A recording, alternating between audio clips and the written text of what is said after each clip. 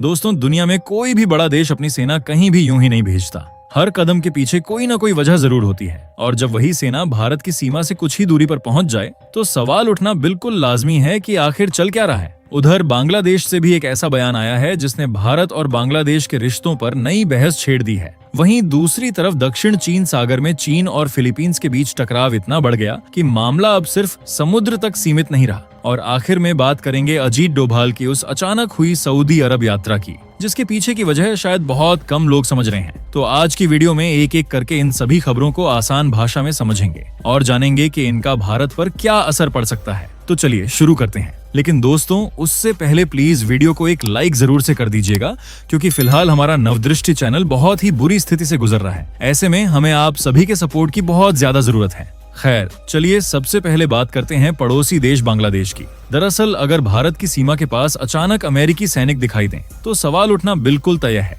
और इस बार मामला भी कुछ ऐसा ही है। बांग्लादेश के सिलहट इलाके में अमेरिका और बांग्लादेश ने मिलकर टाइगर लाइटनिंग 2026 नाम का मिलिट्री एक्सरसाइज शुरू किया है। पहली नजर में ये एक सामान्य ट्रेनिंग लग सकती है, लेकिन इसकी लोकेशन ने हर किसी का ध्यान अपनी तरफ खींच लिया है। क्यों? क्योंकि सिलहट भारत के मेघालय और असम से ज्यादा दूर नहीं है। यानी जिस इलाके में ये एक्सरसाइज हो रही है उसे भारत सुरक्षा के नजरिए से हमेशा संवेदनशील मानता रहा है। जानकारी के मुताबिक अमेरिका के 91 और बांग्लादेश के 93 कमांडो इस 13 दिन की ट्रेनिंग में हिस्सा ले रहे हैं। ये ट्रेनिंग लगभग 31 जुलाई तक चलेगी। अब अमेरिका का कहना है कि इसका मकसद दोनों देशों की सेनाओं के बीच कोऑर्डिनेशन बेहतर करना है। सुनने में बात बिल्कुल नॉर्मल लगती है, लेकिन असली चर्चा इसकी वजह से नहीं बल्कि इसकी टाइमिंग और जगह की वजह से हो रही है। भारत का पूर्वोत्तर इलाका सिर्फ एक बॉर्डर रीजन नहीं है, ये देश के लिए स्ट्रैटेजिक कॉरिडोर की तरह भी देखा जाता है। ऐसे में सीमा के इतने करीब किसी बड़ी विदेशी सेना की मौजूदगी पर स्वाभाविक रूप से नजर जाती है।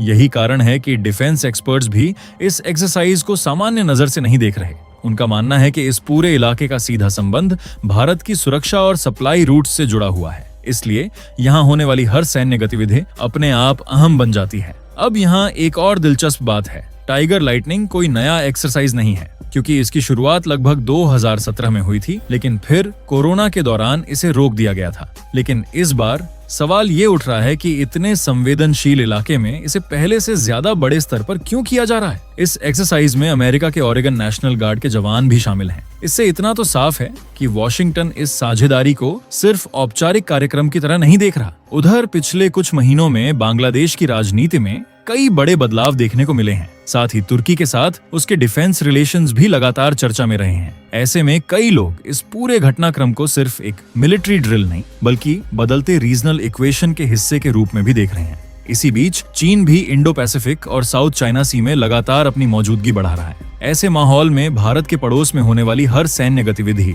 अपने आप ज्यादा अहम हो जाती है। हालांकि भारत सरकार की तरफ से अभी तक इस मामले पर कोई आधिकारिक बयान सामने नहीं आया है, लेकिन इतना तय है कि भारत की सुरक्षा एजेंसियां इस पूरे एक्सरसाइज पर लगातार नजर बनाए हुए हैं। अब सबसे बड़ा सवाल यही है, क्या ये सिर्फ एक रूटीन मिलिट्री एक्सरसाइज है या फिर आने वाले समय में इसके पीछे की तस्वीर और भी साफ होने वाली है? वैसे आपको क्या लगता है, क्या भारत को इसे सिर्फ एक नॉर्मल ट्रेनिंग मानना चाहिए या फिर इसे पूरी गंभीरता से देखने की जरूरत है? आपकी जो भी राय हो कमेंट करके जरूर बताइए। खैर, अब बात करते हैं एक ऐसे समुद्री इलाके की जहां पिछले कई सालों से सिर्फ जहाज नहीं बल्कि ताकत की लड़ाई भी चल रही है। दुनिया के नक्शे पर अगर साउथ चाइना सी को देखें तो ये सिर्फ समुद्र का एक हिस्सा लगता है, लेकिन असलियत में यही वो जगह है जहां चीन और उसके पड़ोसी देश बार बार आमने सामने आ जाते हैं। इस बार मामला सेकंड थॉमस शोल के पास भड़क गया। एक छोटी सी समुद्री झड़प कुछ ही मिनटों में इतनी बढ़ गई कि एक फिलीपीनी नाविक गंभीर रूप से घायल हो गया। इसके बाद दोनों देशों ने एक दूसरे के राजदूतों को तलब कर लिया। यानी अब मामला सिर्फ समुद्र तक सीमित नहीं रहा बल्कि कूटनीतिक स्तर तक पहुंच गया। लेकिन यहाँ सबसे दिलचस्प बात यह है कि दोनों देश एक ही घटना की बिल्कुल अलग तस्वीर दुनिया के सामने रख रहे हैं। फिलीपींस का कहना है कि उसके सैनिक अपना नियमित मिशन पूरा कर रहे थे, तभी चीनी कोस्ट गार्ड ने उनकी रबर बोट्स को रोकने की कोशिश की और हिंसक कार्रवाई की। वहीं चीन कह रहा है कि उसके जवानों ने नहीं बल्कि फिलीपींस की नौकाओं ने पहले उकसाने वाली हरकत की, इसलिए जवाब देना पड़ा। अब सोचिए, अगर दोनों खुद को सही बता रहे हैं तो दुनिया सच माने किसकी? यहीं से मामला और दिलचस्प हो जाता है। फिलीपींस ने चीन पर एक और बड़ा आरोप लगाया है। उसका कहना है कि सिर्फ समुद्र में ही नहीं बल्कि इंटरनेट पर भी लड़ाई लड़ी जा रही है। आरोप है कि एआई से बने वीडियो और विजुअल्स के जरिए पूरी घटना को अलग तरीके से दिखाया जा रहा है ताकि दुनिया की राय बदली जा सके।